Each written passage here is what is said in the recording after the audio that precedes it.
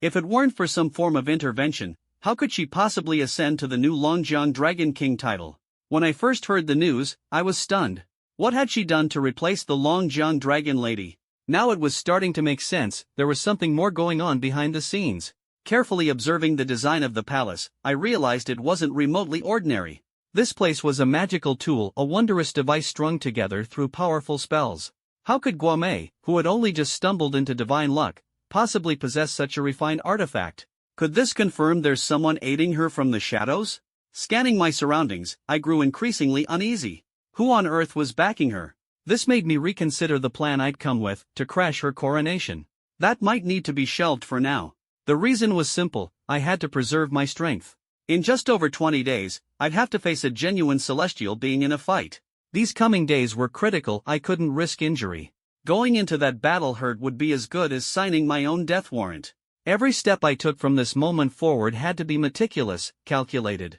Acting rashly now could force Guamei's benefactor into the open, turning them into yet another formidable opponent. That was the last thing I needed. The problem now was, how would I get close to Guamei? Would I really need to play the part of her boy toy, standing out enough to catch her eye just to secure some private time with her? Only then could I make my move on her dragon blood. This thought crossed my mind as I considered how to conceal my face behind my demon energy. After all, word had spread about me since the chaos I'd caused during the Yellow River Dragon King's wedding. I couldn't risk being recognized too easily. Having made up my mind, I scoped out a secluded spot near the riverbank, ensuring no one was paying attention before moving behind a boulder. There, I activated my inner demonic essence, slightly altering my human disguise. The spell worked flawlessly. With the area teeming with a mix of humans and demons, my thick demonic aura blended right in, sparing me from scrutiny. No one saw through me. Emerging calmly from behind the rock, I strode confidently towards the red carpet unfurled across the river. I passed over the carpet unchallenged. Around me, clusters of handsome men eyed one another warily, the air between them crackling with silent rivalry. Each of them treated the others like combatants. They were all competitors, after all. What left me puzzled, though, was that after altering my face, I didn't look particularly striking. And yet, as I crossed the carpet, none of the dozens of men really paid me much attention. Judging by the expression in their eyes, it seems I'm not even worth being considered an opponent. To them, it's not hostility, it's disdain, as though they were saying, "Look in the mirror. Does it not disgust you, new Dragon King?" I let out a bitter laugh, ignoring their remarks, and walked toward the square. What's even more infuriating is that the men in the square had the same contemptuous look in their eyes as they glanced at me. They didn't see me as competition at all. After all, in their self-perceived status as tall, rich, and handsome, how could they possibly consider someone like me poor and plain-looking as a rival? One of the good-looking guys even kindly advised me to leave quickly, saying I was embarrassing men everywhere. I was speechless and unwilling to waste energy arguing. I randomly found a spot and sat down. The square before me was decorated with extreme opulence. Every detail of the architecture carried themes related to the Phoenix. It was obviously designed to showcase the might of the new Dragon King, signaling to everyone that Guamei was the undeniable protagonist today and that it was time to pay homage to her. Guamei's ostentation was staggering, a stark contrast to the mysterious and reserved Longjiang Dragon Maiden. I couldn't help but shake my head in pity, feeling it unfair on behalf of the Longjiang Dragon Maiden. Her countless years, or perhaps millennia, of rigorous cultivation were ended in an instant when she was beheaded in a tragic accident. All her efforts were ruthlessly extinguished. And the Jade Emperor in the heavens so mercilessly indifferent. I wonder, if the Longjiang Dragon Maiden were here and saw Guamei's excessively flamboyant coronation ceremony, what would she feel? Watching it made me deeply uneasy. I couldn't help but recall the Dragon Maiden's grand dragon boat. That seemed far more comforting than this air of grandeur and unease dominating the palace now. At that moment, I noticed something in the water, shoals of fish demons densely packed, flooding the surface. As far as the eye could see, the water seemed to meld and flow with the swarming fish. When they swam closer, they immediately bowed their heads submissively, clearly here to congratulate the new Dragon King. Some more highly cultivated fish demons transformed into human form as they emerged from the water, finding their own spots to sit. I had seen them lose control of their demonic nature in the past. But now, they were composed, bearing the demeanor of visitors coming to pay their respects to the new Dragon King. I couldn't help but sigh deeply, reflecting on how the Longjiang Dragon Maiden and I had fought desperately last time, only to lose the Dragon King's throne and still fall victim to death tribulation. It made me wonder, who was the secret hand orchestrating this fate? Time ticked by, and the square swelled with all sorts of people, young, old, and handsome, as well as a number of alluring demonesses. I noticed members from several sects were present. Even the sect that had recently lost 8 of its leaders sent representatives to the coronation, clearly hoping to align with Guamei as the new Dragon King, seeking a backing for support. The gathering was almost complete when, suddenly, a thunderous shout echoed through the air. It turned out to come from within the Longjiang fish demon group. One of the fish demons knelt down and loudly proclaimed, "We humbly greet the new Dragon King of Longjiang." All the other fish demons followed suit, dropping to their knees, their voices unified in booming, humble greetings to the new Dragon King. The thunderous chant shook the heavens, lingering in the air. Hundreds of beings knelt down together, a sight breathtaking and undeniably grand. I furrowed my brows. Everyone in the square exchanged glances. "My lady! Finally, my lady is coming out." The men eagerly looked toward where the fish demons were kneeling, desperate to catch a glimpse of the new Dragon King's appearance. "Rise," a familiar voice stated, calm and cool. A burst of golden light radiated from one of the palace rooms. From amidst the glimmer emerged a tall woman, stepping on the rays of light. Her demeanor was regal, empress-like, with an aura of sheer dominance. It was Guamei. She exuded confidence and success, and I recognized her immediately. Dressed in robes adorned with phoenix motifs, she was no longer the insignificant figure she had been, now imbued with the aura of a ruler. Her transformation screamed a story of a marginalized person who gained and embraced power. Who could have imagined that 18 years ago, she was too destitute to afford proper meals, relying on my dragon's blood to change her fate? She floated majestically across the square, with a poised and slender figure that stood around 5 feet 7 inches.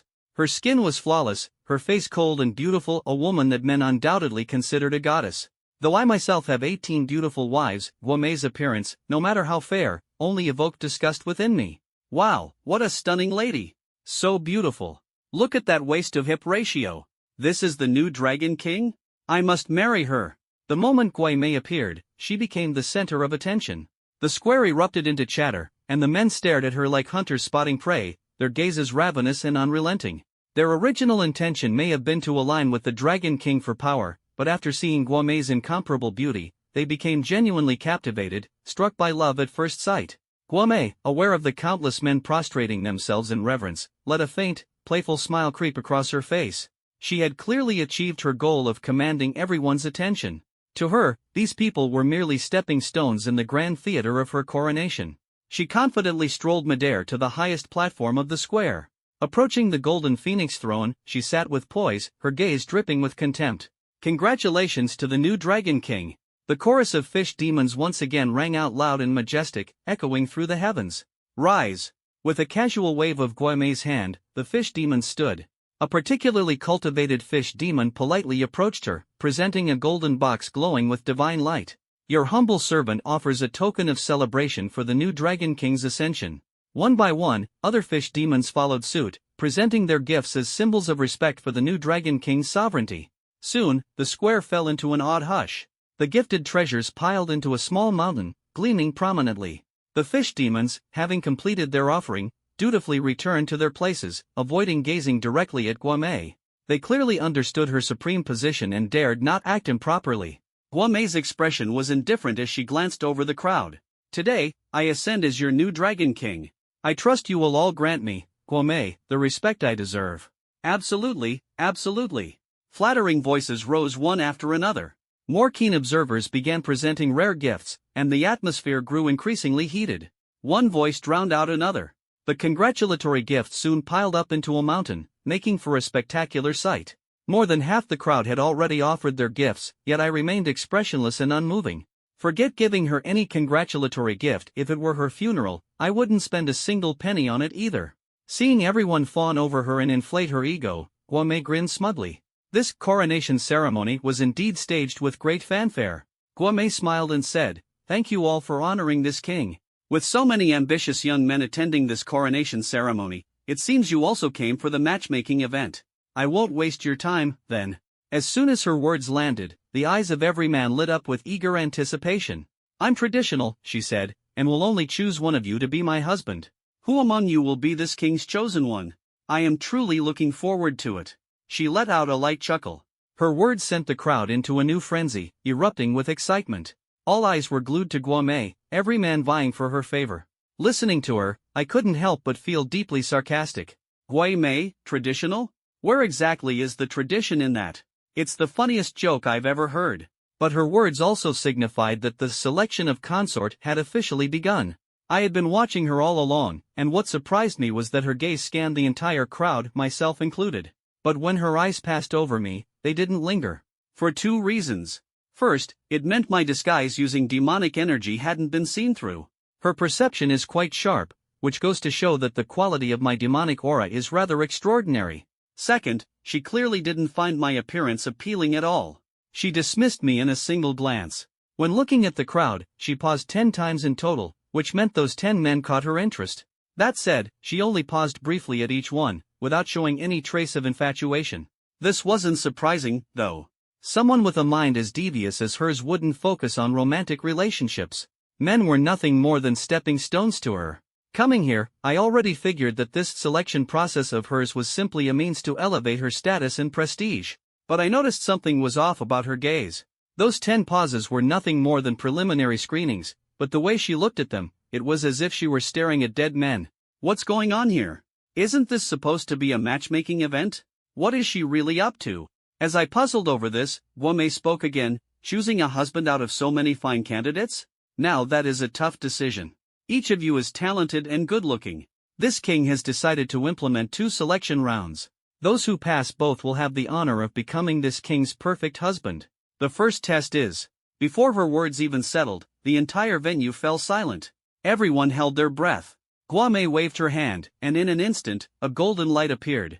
The crowd gasped as the golden light materialized into a woman with an expressionless face. Gui Mei's spellcasting left the audience in awe. I frowned. Her progress was astonishingly rapid.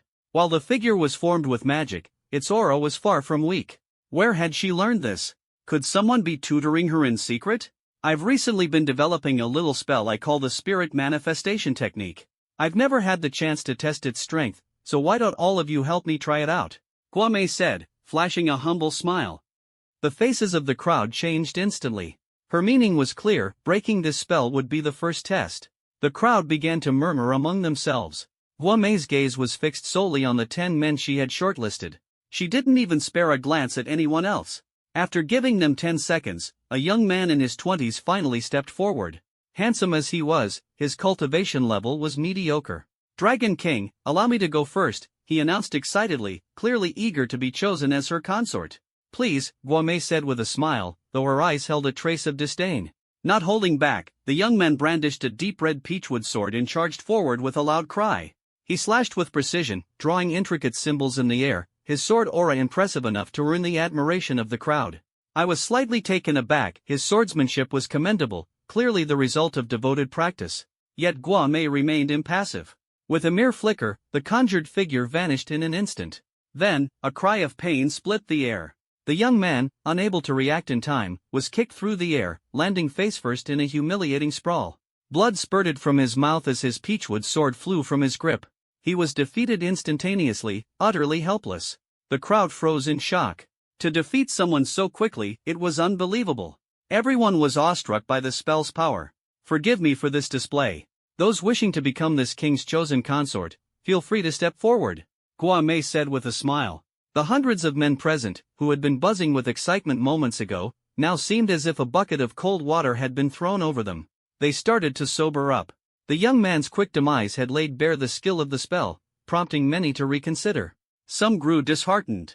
After all, recklessly stepping forward risked not only failing to gain the lady's favor but also ending up seriously injured. It wasn't worth it. Roughly half the crowd began retreating in spirit. A tense silence lasted for half a minute. Gui Mei's expression subtly shifted, just the faintest trace of anticipation crossed her. Because one of the young men who had caught her eye earlier was now stepping forward bravely. He was a disciple of the sect, having practiced for over a decade. At a glance, I could see the dullness in his fate palace. He likely wouldn't make it through this trial. The young man wanted to give it a shot. Sure enough, he took out a stack of talismans and flung them out aggressively. A burst of fire illuminated the sky, engulfing her instantly.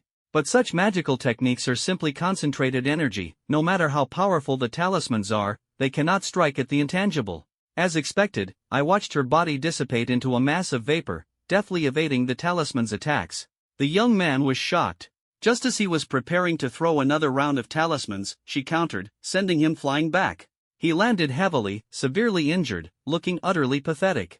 The key to overcoming such techniques is to continually close the distance, not compete in speed.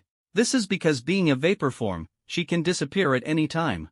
Find the opening, strike once, and you'll destroy her defense. The crowd erupted into an uproar once more. The second person was defeated as well? This development jolted about a third of the audience awake. Guimei furrowed her brows slightly, looking somewhat disappointed. Next, please. Fortunately, the third challenger stepped forward. He was one of the young talents Guimei had her eyes on. Based on my analysis, he could dismantle this technique with a single move. And predictably, he did. The crowd marveled in amazement. Guimei smiled and asked, "What's your name?" "Lu Hai," he replied. "Congratulations, you've passed the first test." Lu Hai's face lit up with joy, and he couldn't help but show off. Finally, someone had broken the spell, rekindling the crowd's enthusiasm. A series of people began stepping up to the challenge. Some were sent flying, others came close to breaking the spell. The scene was lively and chaotic. After about half an hour, things quieted down, and no one else took the stage. In that time, 30 challengers were injured, while 6 managed to break through the spell. All 6 were the ones Guimei had initially singled out. Her judgment seemed spot on. The 6 stood there looking smug, glancing condescendingly at the others. As if to say, the rest of you are worthless. Guimei seemed extremely pleased and decided to conclude the first round. Those she cared about had already passed, the others, she couldn't be bothered with. From then on, she didn't even glance in our direction, as if we had become irrelevant. When no one else stepped in, I decided to give it a try myself. Breaking this technique was the only way to get closer to her. At that moment, a middle-aged man stepped forward, brimming with demonic energy. It was an 800-year-old spirit beast in human guise. Guimei frowned, clearly displeased by him. To her, he was like a toad trying to eat swan meat. "Dragon Lord, let me give it a shot," said the man. "Go ahead," Guimei replied, her eyes turning icy. I noticed her surreptitiously casting a spell in the background, enhancing the strength of the original technique, clearly intending to eliminate the man outright. She wanted to use this as an opportunity to intimidate anyone else from trying. The middle-aged man saw through the technique's weakness and began closing in slowly, emitting his demonic aura to trap her. This strategy had worked earlier, but not after Guimei secretly amplified the technique. The man sneered and cast a spell, transforming his aura into a vast net to entangle her. Just when the crowd thought he might succeed, the woman suddenly exploded into pieces. A hurricane erupted, scattering the net of demonic energy. The man staggered backward, injured by the blast's impact. She swiftly reassembled herself. The middle-aged man was stunned, and with gritted teeth, he left in defeat. I couldn't help but shake my head. Guimei was truly despicable. She was selecting only her favorites. Anyone else was trash in her eyes. The crowd went silent in shock. Guimei sneered, "I suppose no one else dares to try now?" Her message was clear, "You lowly fools, why embarrass yourselves further?" Her disdain for those who didn't make her cut was palpably obvious. Why did they bother trying to approach her? With those words, the atmosphere turned ice cold. "This spell's too difficult, no one can break it. I envy those 6 who made it through." The crowd grew increasingly dejected, as though the prospect of a 7th victor felt utterly hopeless. No one else dared challenge, and Guimei finally revealed a satisfied smile. "Congratulations to these 6 for moving on to the next round. My destined consort is sure to be among you." She no longer paid any attention to the rest of us, her gaze full of interest as she assessed the 6 men. To her, it seemed, anyone left unselected was no better than a stray dog. Anger burned within me as I stood there, my eyes icy and resolute. I strode forward, fixing my gaze on Guimei, and declared loudly, "Dragon Lord, I want to try." The moment I spoke, the entire place fell silent. All eyes turned to me, staring in astonished disbelief, laced with ridicule. Some laughed at my audacity, while others muttered that I must have drunk too much. Still, others dismissed me as a mere fool. Even the 6 who had already passed wore smug, disdainful expressions, convinced I was wasting everyone's time. Guimei furrowed her brows at me, her face full of contempt. To her, I was just another toad reaching beyond his capabilities. Relief washed over me. She didn't recognize me. "Oh, you wish to try as well? Are you sure?" she asked coldly. Her indifferent attitude was grating, her towering arrogance unshakable. "I'm sure," I responded calmly. Guimei's gaze turned frosty. "You're not strong enough. If you try, you'll suffer severe injuries." Think it through. No matter. I just want to give it a shot, I replied. This guy must be an idiot. Even the Dragon Lord warned him, and he's still throwing himself into harm's way. He's going to get beaten so badly he'll vomit blood. The crowd's scorn for me deepened. I'm ready. My magic shows no mercy, Guame said coldly, her tone icy and murderous. Clearly, she was planning to ambush me, hoping I'd suffer miserably. After casting her spell, she glanced over at the 6 others, confident I'd be gravely injured. I chuckled inwardly. I had already prepared a countermeasure, her trickery would be pointless. I stepped forward, closing the distance between us. Look, he's about to get wrecked. I bet he won't last even one move. The onlookers started placing their bets, but I ignored them, focused only on proving myself and silencing them with my strength. Suddenly, Guame vanished right in front of me, preparing to launch a swift attack. To others, her speed would be astonishing, but to me, it was slow and predictable. I immediately pinpointed her next appearance and prepared to counter. Though I restrained myself from exposing too much of my power, it wasn't time for that yet. Feigning panic, I began to stumble and flail. Ha ha ha, he looks like a clown. How'd someone like him even dare to try? Is he out of his mind? The crowd roared with laughter, and I became their punchline. Their inability to comprehend Guame's magic had turned their frustration toward belittling me. In a flash, Guame appeared behind me, aiming to strike the back of my head, a clear fatal blow.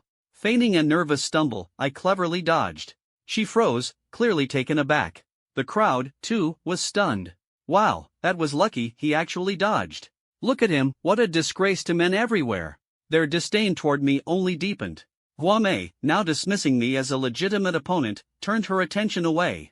Each time I dodged her subsequent attacks, the laughter from the audience grew louder. Satisfied that I'd put on enough of a show, I began probing aimlessly, pretending to guess. To everyone's shock, I accidentally struck the core of her spell. A loud boom resonated as she exploded into a gust of wind and disappeared. The magic was undone.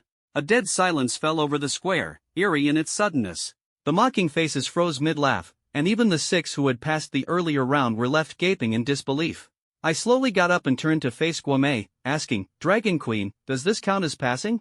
Her cold eyes locked onto me, showing a flicker of surprise. However, she merely replied indifferently, "You've passed, I'll give you that. But you relied too much on luck. And frankly, you aren't my type."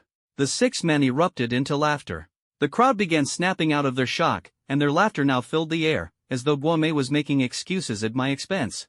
I had become the butt of their joke again. I shrugged nonchalantly and said, "Fine. If I'm not your choice, and I'm not allowed to proceed, that's it then." She smirked coldly. "You're not bad. You'll find someone who appreciates you someday." That was clearly just a nice guy card. I raised an eyebrow. "Are you sure those 6 will pass your second challenge, though?" The 6 men glared daggers at me. Guame frowned. "I'm confident in my judgment." She brushed me aside, obviously intent on embarrassing me further. But I didn't take the bait. Behind me, the crowd jeered, "Look at him. After all that, the Dragon Queen rejected him because he's too ugly." As if he didn't know his place, he had it coming. Guame then announced the second challenge, pulling out a yellowed half-book. "Whoever can master the techniques in these pages within the time it takes for one incense stick to burn will become my perfect match." My heart skipped a beat. This was exactly what I had anticipated, it was that technique. No wonder her expression toward the 6 had been one of veiled contempt, as if she were looking at the walking dead. Of course, she must have already mastered this half-book herself. Could it be dual cultivation of yin and yang? A technique of absorbing yang to enhance yin? The 6 men's faces lit up with joy. This challenge is that simple? Eagerly, they crowded around the book, vying to absorb its secrets. Guame lit an incense stick. "Your time starts now. Don't worry, Dragon Queen. This technique? I'll have it down in 30 minutes.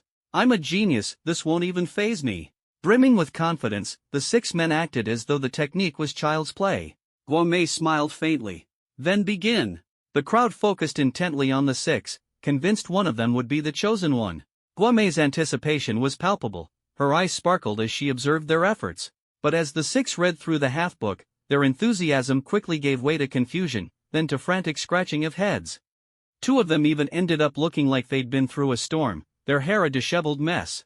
Clearly, they were utterly lost. Understanding the techniques was a pipe dream, much less mastering them. Guame's expression darkened. "You mean to tell me you don't understand this?" One of them, now red-faced with embarrassment, replied, "Dragon Queen, this technique is way too advanced, I just don't get it." "What about the rest of you?" she pressed urgently. "I'm completely lost, like I've stumbled into a maze. I can't practice it to save my life." The other 5 men shook their heads in dejection. Every single one of them had failed. The audience gasped in astonishment. "Looks like the Dragon Queen won't find her perfect match today after all." Laughter broke out again. After all that build-up and filtering, no one had succeeded. The situation was almost comically awkward. Guo Mei's gaze turned frostier. "Try again. Use sheer luck if you have to." Reluctantly, the 6 forced themselves to practice. But without basic comprehension, how could they proceed? Immediately, their energy grew chaotic, and their faces contorted in agony. Clearly, they had fallen into a state of chi deviation. "Ah! My head hurts. Who dares? I'll kill them!" The 6 men shouted in chaos, their earlier arrogance nowhere to be seen as they now looked utterly pathetic. Everyone was petrified. The speed at which they spiraled out of control was alarming, their auras turning violent. It seemed inevitable someone would get hurt. Guo Mei's expression darkened immediately. "You 6 useless fools! You can't even master such a simple technique?" The 6 men trembled in utter panic, teetering on the edge of madness. As I observed, my gaze sharpened. I thought to myself, this technique is indeed strange. Guo Mei fumed, "You men are all worthless. If you can't even pass this small test, how dare you dream of being my husband?" The crowd began murmuring amongst themselves. This technique must be insanely hard. No doubt about it. Mastering it within the time of 1 incense stick? Impossible. No one's going to succeed. No one believed Guo Mei would find her ideal candidate today. I stepped forward and suggested, "Dragon Queen, how about letting me try? Maybe I can master it." Guo Mei snorted, "You? I'm already annoyed enough. They couldn't do it, you think you can? Don't embarrass yourself." The crowd burst into laughter, mocking me all at once. This fool just loves getting humiliated. He's definitely going to go crazy next. I ignored them and walked directly forward, picking up half of the manual. Upon inspection, it was as I thought. The technique was a dual cultivation method of yin and yang, specifically a solar cultivation art. Zhang Zhouxuan had once explained that this method required cooperation between genders. If the woman led, the man's cultivation would benefit her. If the man led, he could instead absorb the woman's power. In short, it's about the balance of taking yin to nourish yang and vice versa. Clearly, Guo Mei was looking for an ideal partner to practice with. That explained why her cultivation had advanced so rapidly lately. For this technique, practicing with a virgin yielded the best results. I fit the criteria perfectly. After just a glance, I understood the method immediately. It was almost instinct. Maybe I inherited my mother's intelligence. Without hesitation, I began cultivating. Within 5 minutes, while the other 6 were still in a berserk state, I had already mastered the technique. Guo Mei's expression turned furious as she scolded, "Useless. You're all useless." The men grew more disgruntled, their frustration escalating as they pinned their hopes on me. "What's he doing? Wait, look, did he figure it out? Is that even possible?" Gasps filled the room as every eye turned to me. A sphere of light formed in my hand, emitting strong yang energy, glowing like a miniature sun, the mark of successful solar cultivation. Compared to the 6 lunatics, I was calm and composed. The room fell silent, everyone staring at me in disbelief. Even Guo Mei couldn't hide her shock. She stepped closer, inspecting the light in my palm multiple times before finally breaking into a smile. "Excellent, truly excellent. Did I manage to complete it?" I asked, feigning nervousness. "You did. Consider yourself lucky," she replied while reassessing me. The disdain in her eyes was replaced with newfound appreciation. She leaned in slightly, her voice softer. "You're still a virgin, right?" I nodded. "No wonder. Cultivating this art requires a pure heart." Satisfied, she turned and declared loudly to the crowd, "He is the one. He will be my ideal partner." The crowd stood in stunned silence for a good 10 seconds before erupting into chaos. The men's envious eyes bore into me, with some even gesturing thumbs up. At least I had proven them right. I glanced at Guo Mei with a faint smirk, my inner thoughts dripping with irony. "In the end, you still chose me." Just then, those 6 who had been driven insane sprang forward like wild beasts, clawing and snarling toward Guo Mei. Her lips curled into a cold smile as she prepared to react, but I stepped in first. With a wave of my glowing hand, the energy surged. The resulting explosion of light sent the 6 crashing to the ground, screaming in agony before falling unconscious, gravely injured. I marveled at the technique's raw power. This could definitely become a deadly trump card with further mastery. Seeing me defend her, a trace of warmth flickered in Guo Mei's eyes. She said gently, "You must be tired. Go to that room over there and wait for me, I have something to discuss with you." She motioned toward a nearby room, and I nodded before heading inside. I could hardly contain my anticipation. I was finally going to reclaim the dragon blood that belonged to me. Behind me, Guo Mei boldly addressed the crowd. "Did you all see that? He actually stood up for me. Now this is what a real ideal partner looks like. Never judge by appearances, my judgment was right, and I'm very satisfied with him."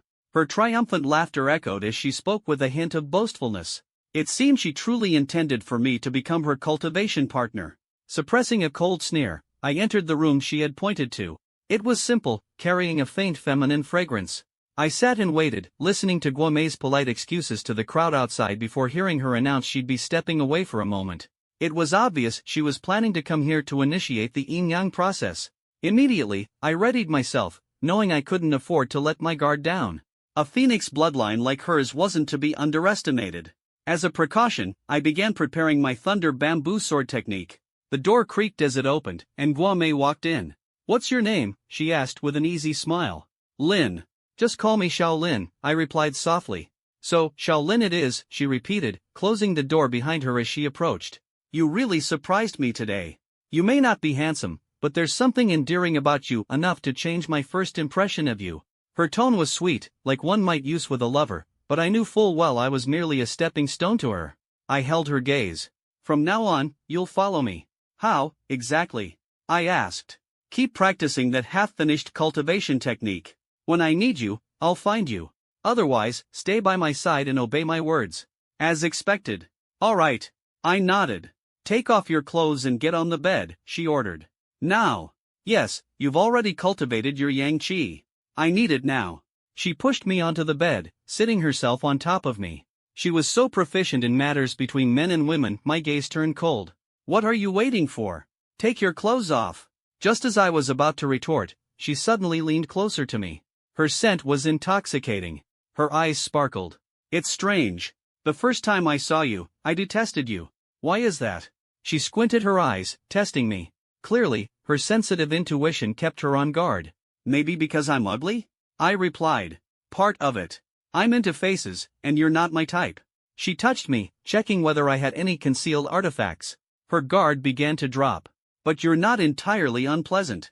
You're clever, and I'm starting to like you more and more. Behave, and I'll give you status. I need someone to rely on, and that someone is you. Don't disappoint me." She began to help me undress, her voice turning hoarse. At this proximity, I noticed her breathing was erratic, likely a result of her rushing her cultivation. "How are you so clueless? No experience at all? You can touch me, you know." I placed my hands on her slender waist, moving them slowly. Guo Mei closed her eyes and laughed. "You're clumsy, like a blind man, a fool." When my hand reached her neck, green energy surged from the sword within me, transforming into a short blade and pressing against her throat. "Don't move. Guess who I am?" Guo Mei snapped awake, a flash of shock flickering in her eyes. She hadn't expected my sneak attack, nor imagined that my blade could materialize. But she composed herself quickly. Her xianqi, immortal energy, protected her body. Even with the blade at her neck, she remained calm. "Daring to ambush me?" "I haven't treated you unfairly," Guo Mei said coldly. "I'll give you a chance, lower the blade, and we'll pretend none of this happened." She moved to rise slowly. "Don't you understand? You're no longer the new Dragon King." I sneered. "Don't overstep," she threatened. I clenched my fist and delivered a punch right to her chest. A full-force strike. I needed to take her down before she became desperate. Boom! Guo Mei's face contorted in pain. Given my current cultivation, this punch packed a considerable impact. Although lacking protective scales, she withstood my blow without spitting blood, a testament to her remarkable strength. "You dare hit this queen?" Guo Mei seethed in rage. Boom! Boom! Boom! I landed 3 consecutive punches. Finally, Guo Mei couldn't hold on and coughed up a mouthful of blood, her face ghastly pale. "Your efforts are pointless. This queen has immortal energy protecting my body, you can't kill me." Guo Mei's eyes glimmered with murderous intent. "Is that so?" I smirked, my thunder bamboo sword flickering before I plunged it into her shoulder. Blood sprayed out, and the blade slid in effortlessly. Guo Mei's eyes widened, unable to believe I could be this ruthless. Letting out a shriek, one of her arms went limp, rendered useless. I was ready to pierce her other shoulder.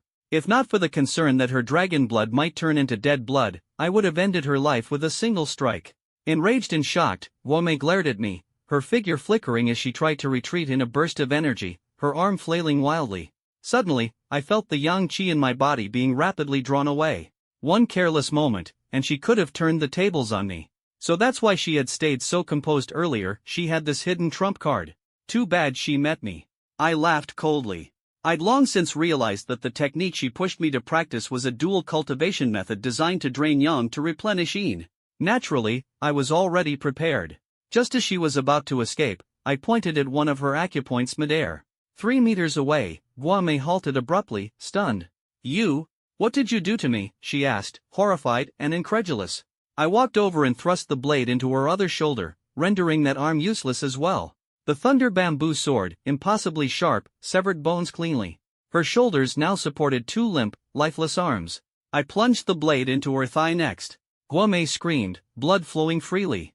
After crippling her limbs, I hovered the thunder bamboo sword near her neck. One movement, and her throat would be pierced. Guame was terrified now, clearly disturbed by the sentient blade hovering by her neck. "You're merciless. No choice. With your immortal energy protecting you, I had to disable you first," I said with a faint smile. "Who are you, really?" Guame demanded angrily. "Take a guess." I looked her up and down.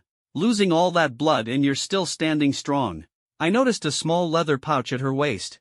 Opening it, I tipped out a small golden, heart-like vial. My heartbeat quickened in excitement. That was my dragon blood. The liquid inside, resembling molten gold, was present in an amount that set my heart racing. Guame had taken all of my dragon blood, even what belonged to Yang Tao. I wasn't sure if she'd found Yang Tao still holed up in that hotel. She had gone to such lengths to exact revenge, but ironically, it had saved me the trouble. Gathering this much dragon blood couldn't have been easy. "My gratitude," I said, taking in the sight of the furious Guame. "What are you doing with my dragon blood? Give it back." Her gaze burned with venom, as if she wanted to tear me apart. This response is swift. Stealing the dragon's blood she painstakingly collected enraged her beyond measure. "Still don't know who I am? Watch this move." I pressed my hand to her chest. Guame's eyes widened. "What are you trying to do? You've awakened the Phoenix fate. It's time to return what doesn't belong to you." I smiled as Guame's eyes nearly popped out. "You're impossible." I would have sensed it. I closed my eyes to feel the dragon's blood within her. She suddenly broke free, shattering my immobilization spell. Quite the skill. "Disabling your limbs first was the right choice, otherwise, you'd really escape," I said coolly. Shaking, she dragged her bloodied legs backward, yet the lightning-struck bamboo sword pierced an inch into her neck. Blood streamed down her pale throat. Terrified, Guame froze. With a single thought, I withdrew my hand from her chest, a golden dragon's blood shining in my palm. I was thrilled. "Long Shiba, you truly are Long Shiba." Guame raged in near madness, her face twisted with fury. "Correct." Before her eyes, I reclaimed the dragon's blood I had lent her, every last drop I'd ever given. Guame seethed with rage, wanting to kill me, yet powerless. Her appearance held a peculiar charm despite her fury. "You're now the Dragon King, but have you forgotten how wretched you once were? Even with your awakened Phoenix fate, you're no match for me. You may have the strength, but you lack the wisdom and temperament to wield it," I declared coldly. "Guame, still the same Guame. You're no man. Fight me one-on-one if you dare. Let's see if I can't kill you," she roared. "Long Shiba's a coward." Lightning bamboo cut her tongue out. "Silence her," I said indifferently. The lightning-struck bamboo sword withdrew from her neck and pointed at her mouth. Guame's eyes were flickering with both fury and a sudden composure as she threatened, "No, let me go, or someone will kill you." "I understand you have someone backing you. Otherwise, I wouldn't have bothered placating you in the first place," I replied calmly. "Good that you know.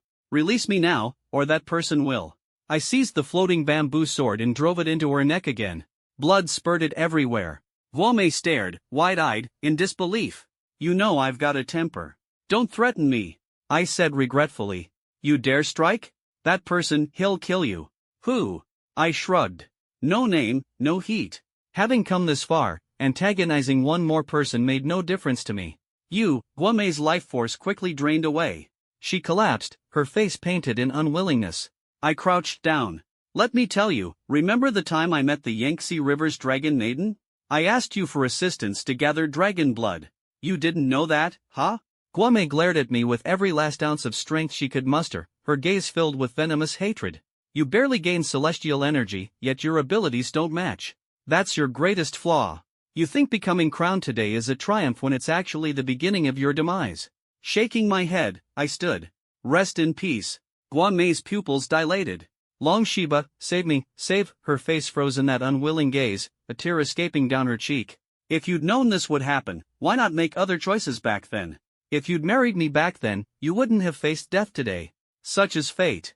Once awakened, no one can restrain it. I sighed, shaking my head. Suddenly, a golden aura burst forth from her body, rapidly forming a phoenix-shaped shadow as large as a human head. Smaller than I expected, but dazzlingly golden. Was this Guame's phoenix fate? The phoenix shadow attempted to escape. I grabbed it, and it shrieked, struggling violently. Trying to flee and relay a warning? I chuckled coldly. Originally planning to crush it, I changed my mind, realizing it could be useful later. Pulling out a bottle, I sealed the small phoenix inside, securing it further with powerful talismans to ensure its imprisonment. With that handled, I rummaged through Guame's belongings, finding the yin aspect of the yin-yang arts, a book meant for women practitioners. I already possessed the yang aspect. The yin version could complete the set, though I wasn't sure who would practice it. In the worst case, if I ever needed a breakthrough, dual cultivation techniques like yin nourishing yang would work, though I'd ensure it was consensual. I'd never force anyone. Flipping through the pages briefly revealed how refined the techniques were. Sir, this book's yin arts are quite intricate. Lightning Bamboo couldn't help but admire. Who gave her this book? Likely the person backing her. Are you interested? Then practice it yourself, I jested with a smile. This yin art required birth during yin-timed hours. Lightning Bamboo met the most fundamental criteria. Me? She grew awkward. Sir, don't joke like that. I smiled. Just kidding. After all, we had an agreement that I'd release her when the time came. We maintained mutual respect in our relationship, certainly no intention of violating it. I knew you were joking, sir. Her tone returned to normal. But these yin arts could indeed come in handy in critical situations. Let's hope so. I stored away the half-book, contemplating whether I'd someday encounter a woman born during yin hours. Here's your English translation, formatted to maintain the structure, indentation, and overall layout of the original passage. There were quite a few sounds coming from outside, but no one knew the Dragon King they just met was already dead. Wait, the newly ascended Dragon King is dead right after taking the throne? This news will explode like a bomb in the world of the living. Now that I've secured the dragon blood, I need to find a secluded place to restore my half-dragon form. The process will likely take about 10 days. After confirming I didn't leave any evidence behind, I opened the door and quietly slipped out. The people backing Guame probably already knew she was dead, so I needed to act fast. I darted along, making my way to the surface, caught a taxi, and headed straight for the 1,000-year-old fox demon. Her place is hidden, an ideal spot for me to regain my half-dragon form. Half a day later, I arrived at the foot of the mountain. As soon as I got out of the car, a white, nine-tailed fox darted out from the dense forest. She eyed me carefully. When she saw I was okay, she let out a breath of relief. She actually came out to meet me. It seems that after escaping from the mysterious cave, she was also worried about my safety. In that moment, her heart was at ease. The nine-tailed fox demon walked up to me and asked, casually, "What are you doing here?" I let out a deep breath and climbed onto her back. She was fast, she could get me to the cave dwelling quicker. This fluffy feeling was surprisingly comforting. The fox demon started shaking immediately, trying to throw me off. Who gave you permission to climb on my back? Get down. Do you have a death wish?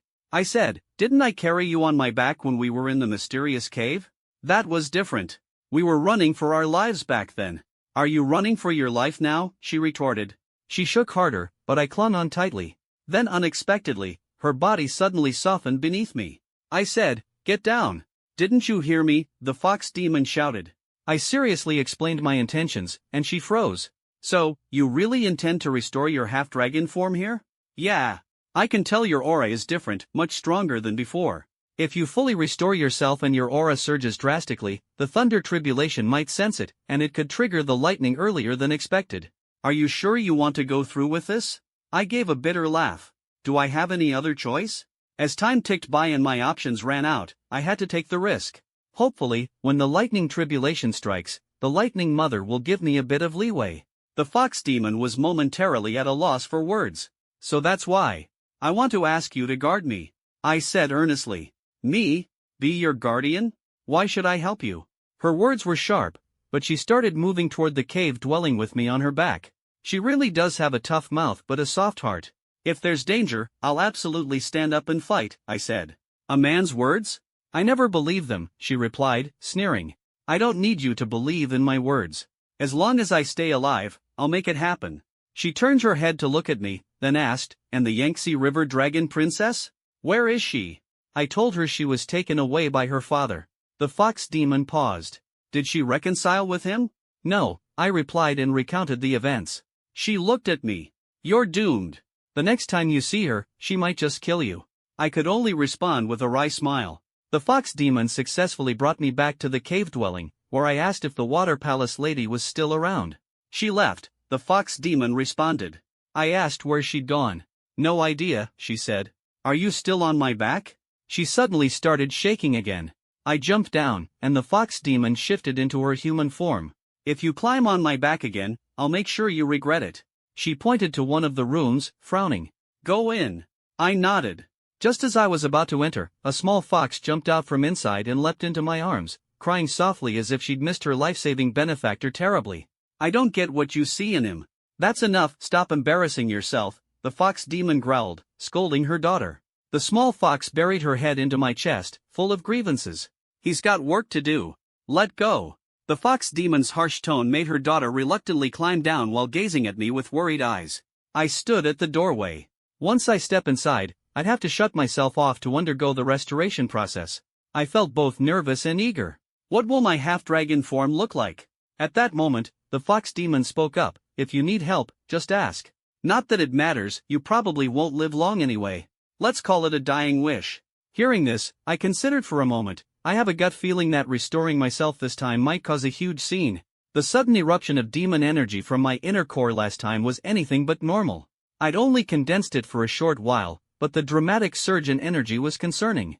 If I do manage to restore my half-dragon form, there's a good chance my demonic aura will skyrocket, with thunder rumbling for miles around, possibly even creating signs of a demon king's emergence. This might actually be the case. Seeing you again this time, you feel different from before. It's entirely possible you'll instantly become a demon king. That kind of aura would make all demons bow down to you, the 1,000-year-old fox demon analyzed, drawing from her extensive experience. In that case, I'll set up a formation outside your cave dwelling to prevent any shocking phenomena, I suggested. I don't want outsiders to know about my situation, it'd only bring trouble. If anyone sees a strange celestial event and mistakes it for the appearance of a treasure, they'll swarm in, and that would be disastrous.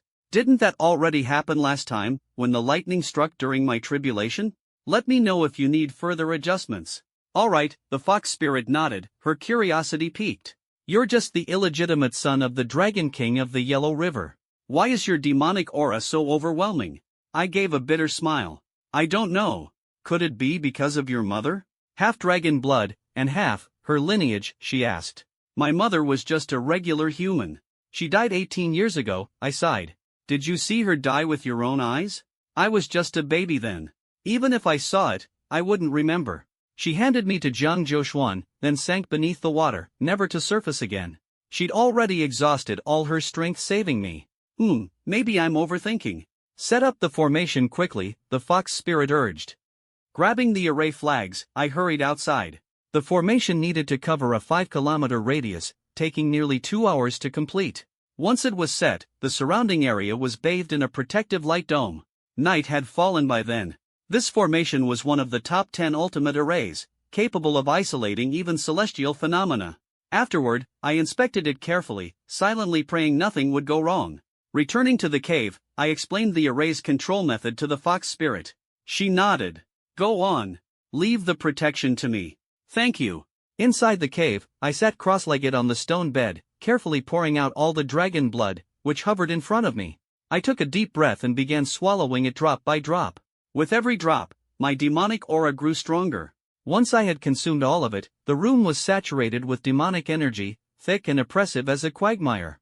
Beads of cold sweat began forming on my forehead. The process of merging with the dragon blood brought a searing, tearing pain. Channeling my energy inward, I endured it for an entire day and night. When it was finally done, my clothes were soaked not with sweat, but with thick black, tar-like filth. Even my tears were a viscous black liquid. The dragon blood had purged all impurities from my body. The old scars on my arms were gone. As the impurities disappeared, I felt an unprecedented clarity, a lightness that was indescribable. After 18 long years, the borrowed dragon blood had finally been reintegrated into my body. But something began shifting within me. It wasn't an external change, but rather a transformation in essence. My blood burned like molten gold. My skin became resilient like stone. My vision sharpened tenfold. My hearing and other senses heightened by the same magnitude. Ecstatic, I continued to circulate the dragon blood within me, day after day. Each passing day brought further changes to my body. By the 10th day, the demonic energy in the room had grown so dense it felt almost tangible. I noticed that my blood had turned a faint golden hue. A single drop could likely cure sickness and extend life. In my dantian, my inner core, now the size of a dragon's eye, gleamed like a radiant gemstone, emanating spiritual light. My demonic aura surged outward, its sheer force defying description. I gazed at the swirling aura and, for a moment, felt as if I were hallucinating. Visions of stunningly beautiful women surrounded me, their laughter like a sweet melody. Gold and silver treasures shimmered in abundance, the clinking of coins resounding in my ears. The lure of wealth, power, and temptation filled the air. Yet my expression remained stoic. I watched calmly and detachedly. These illusions were a manifestation of the demonic nature that surfaced upon restoring my half-dragon form. The very essence of this demonic nature sought to draw me into the demonic path, to drag me down forcefully. It is a trial that every spirit or monster faces when ascending to higher levels of spiritual essence, the inner demons. But, at that moment, my mind was exceptionally clear. The temptations that would have others scrambling madly left me completely unmoved. Perhaps it was the blood of my mother, the human half of me, that kept the demonic nature at bay. For the first time, I experienced such absolute clarity. It was bizarre. Could it be because my mother was inherently kind-hearted? That must be it. Seeing my unwavering resolve, the illusions conjured by the demonic energy dissipated on their own.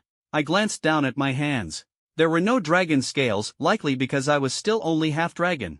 With a slight wave of my hand, the demonic aura surrounding me fell under my control.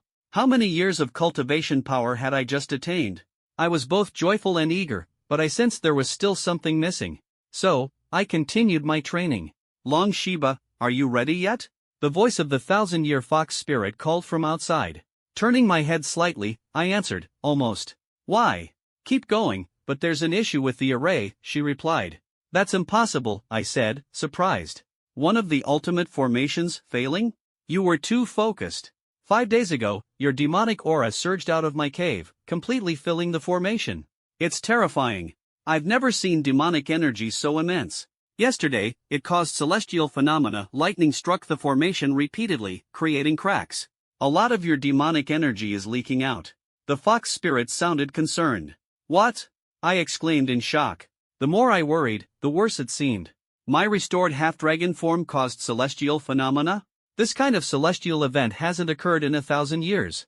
Quickly fix the cracks in the array. Your demonic aura is already attracting quite a crowd of unwanted visitors. My heart sank. Were people coming, drawn by the celestial display, aiming to steal from me? How reckless. The fox spirit began instructing everyone to retreat. I could sense the incoming presence of outsiders, half-hidden monsters and half-human cultivators. Their audacity to approach suggested significant strength. And it also meant my demonic aura had sparked their curiosity, their greed growing uncontrollable. A few among them, with 3,000 years of cultivation, stood stubbornly, their sharp gazes refusing to leave.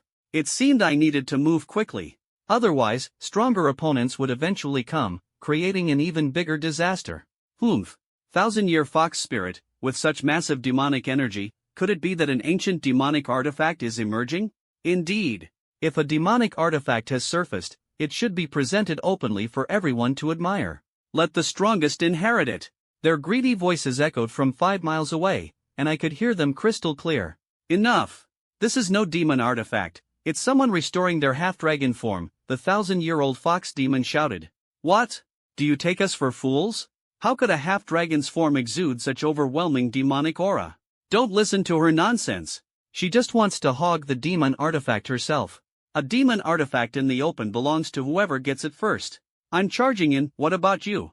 Everyone here gets a share. Charge. Amid the commotion, the uninvited guests launched an attack on the protective formation. At first, the formation held firm.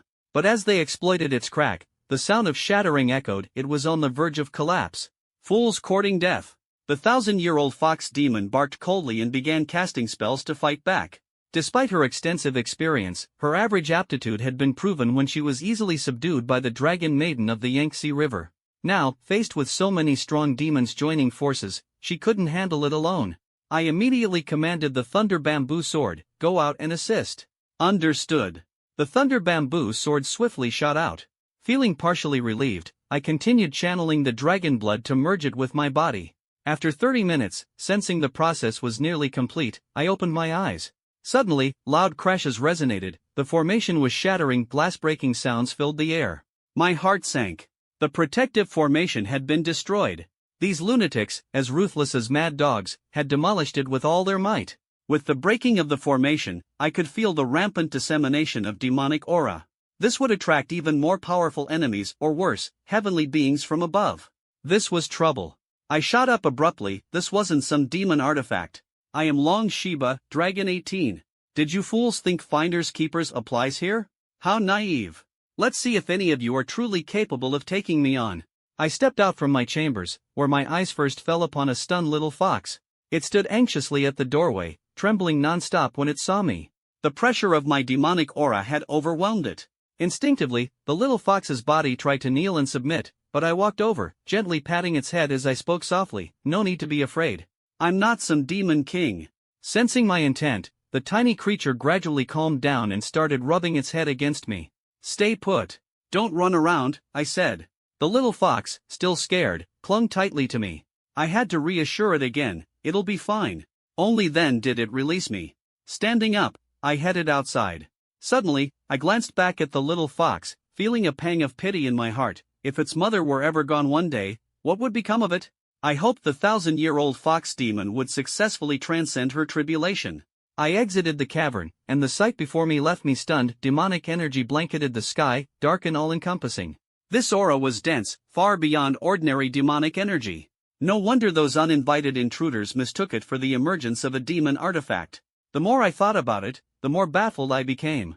How could I, at such a young age, exude such a strong presence? But there was no time to dwell on this. I quickly activated my inner core, retracting the aura back into my body. After all, I was just in my half-dragon form. If I fully transformed into a divine dragon, this aura might shake the heavens. As the demonic aura integrated with my body, I felt no discomfort. Instead, I felt strengthened. This aura, which could easily overwhelm ordinary demons, had no adverse effect on me. However, its vast range made the process of absorption slow. Following the sound of the ongoing battle, I pressed forward. In an instant, I sped up, my figure blurring as if a shadow, covering hundreds of meters in mere steps. Squinting into the distance, I spotted dozens of figures 3 kilometers away, a mix of demons and humans. Some had revealed their true forms, their bodies radiating brilliance. The scene was nothing short of spectacular. Was it my presence that had drawn such a crowd? It seemed I was quite the coveted target. The 1,000-year-old fox demon had also revealed her true form, battling 2 3,000-year-old tigers, each twice her size. The 2 tigers roared fiercely, their paws the size of water basins. One swipe could devastate trees and boulders alike. Despite her smaller size and being at a natural disadvantage against her tiger adversaries, the fox demon fought valiantly. She had already sustained a deep wound on one arm, blood dripping profusely, yet she refused to retreat. She was still protecting the site, and my anger surged. In another direction, the Thunder Bamboo Sword, now in human form, took to the skies, swiftly engaging 8 attackers. Alone, she held her ground against the 8, her sword strikes raining down like a storm, leaving the opponents scurrying to defend.